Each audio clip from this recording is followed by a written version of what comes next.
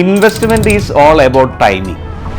ഞാൻ കഴിഞ്ഞ ദിവസം ദുബായിൽ പോയപ്പോൾ റിയൽ എസ്റ്റേറ്റിനെ കുറിച്ചിട്ട് വളരെ ഒന്ന് പഠിക്കാനും അല്ലെങ്കിൽ പറ്റുകയാണെങ്കിൽ ഒന്ന് ഇൻവെസ്റ്റ് ചെയ്യാം അല്ലെങ്കിൽ നമ്മുടെ കമ്പനിയൊക്കെ ഒന്ന് എക്സ്പാൻഡ് ചെയ്യാമെന്നുള്ള പ്ലാനിൽ ഒന്ന് പോയതാണ്. അപ്പോൾ അതിൻ്റെ ഭാഗമായിട്ട് അവിടുന്ന് കേട്ട നല്ലൊരു രസമുള്ളൊരു ഡയലോഗ്. ശരിയാണ്, നമ്മൾ നാട്ടിൽ പലപ്പോഴും പലരും പറയാറുണ്ട് ഞാനത് 2 ലക്ഷം റുപ്യക്ക് മേടിച്ചാണ്, ഇപ്പോൾ അത് 10 ലക്ഷമായി എന്നൊക്കെ പറയാറുണ്ട്. പക്ഷേ ഇതിൽ ഈ 2 ലക്ഷം 10 ലക്ഷം ആവാൻ എത്ര സമയമെടുത്തു, അതുപോലെ തന്നെ ഇനി വീണ്ടും കയറുന്നുണ്ടോ? അതായത് ഇപ്പോൾ നമുക്ക് വാങ്ങി ഒരു 3 വർഷം കൊണ്ട് നമുക്ക് 2 ലക്ഷം റുപ്യയുടെ അസറ്റ് നമുക്ക് ഒരു 10 ലക്ഷം റുപ്യയിലേക്ക് പോയി. പക്ഷേ ഈ 10 ലക്ഷത്തിൽ നിൽക്കുന്ന അസറ്റ് അടുത്തൊരു 3 കൊല്ലം കൊണ്ടോ അല്ലെങ്കിൽ അടുത്തൊരു 5 കൊല്ലം കൊണ്ടോ എത്ര വരെ വളരാൻ സാധ്യതയുണ്ട്? ഇതിനെക്കുറിച്ചിട്ട് നമുക്ക് വളരെ അധികം ഒന്ന് ശ്രദ്ധിക്കുന്നത് നല്ലതാണ്. സോ നമ്മുടെ ഏജ് വലിയൊരു ഘടകമാണ്.